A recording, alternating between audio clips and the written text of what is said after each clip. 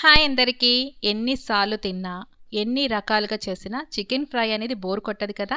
సింపుల్‌గా బ్యాచిలర్ స్టైల్‌లో చూపిస్తున్నా చూసేయండి. టేస్ట్ అయితే సూపర్‌గా ఉంటుంది. దీనికోసం బోన్‌లెస్ చికెన్‌ని అర కేజీ దాకా తీసుకున్నాను. బోన్‌తో అయినా బానే ఉంటుందండి.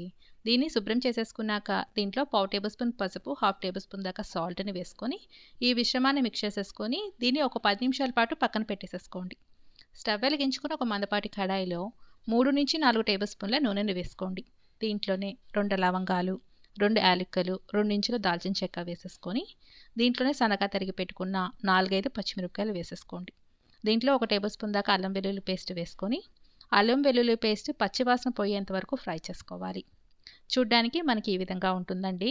తర్వాత మనం ఇందాక మ్యాగ్నేట్ చేసి పెట్టుకున్న చికెన్ అంతా కూడా దీంట్లోకి వేసుకోండి.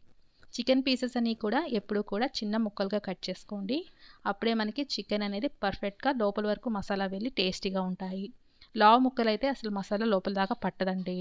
ఈ విధంగా వీటిని ఫ్రై చేసేసుకొని, ఇలా వాటర్‌ని బయటకి రిలీజ్ చేస్తున్నప్పుడు మూత పెట్టి ఆయిల్ అంతా బయటకొచ్చేంత వరకు కూడా వీటిని ఉడికించేసుకోవాలి. చూడ్డానికి మనకి ఈ విధంగా ఉంటుందండి.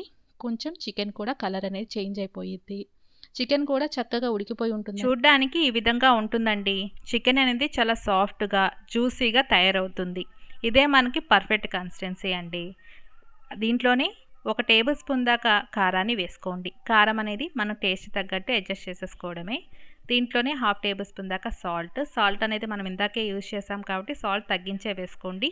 1 టేబుల్ స్పూన్ దాకా ధనియాల పొడి, హాఫ్ టేబుల్ స్పూన్ దాకా గరం మసాలా వేసేసుకోండి. సన్నగా తరిగి పెట్టుకుని ఒక పెద్ద ఉల్లిపాయని వేసేసుకొని, మసాలా అంతా కూడా చక్కగా ముక్కకు పట్టేంత వరకు ఫ్రై చేసుకుంటూ మిక్స్ చేసేసుకోవాలి.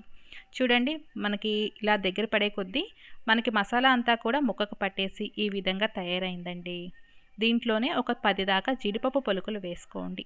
ఇది పూర్తిగా ఆప్షనల్ మాత్రమే, లేదంటే స్కిప్ చేసేసుకోవచ్చు. ఈ మిశ్రమాన్ని కూడా ఒక 2 నిమిషాల పాటు ఫ్రై చేసుకోండి. అప్పుడు జీడిపప్పు పలుకులు కూడా చక్కగా ఫ్రై అయిపోతాయి.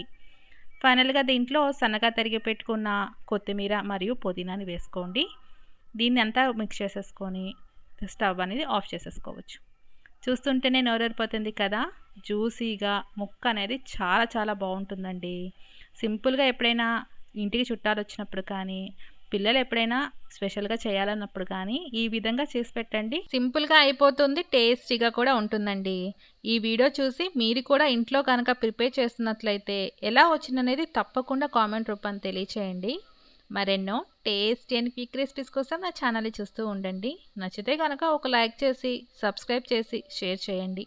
మరెన్నో టేస్టీ అండ్ క్విక్ రెసిపీస్ కోసం నా ఛానల్‌ని చూస్తూ ఉండండి. Thank you for watching.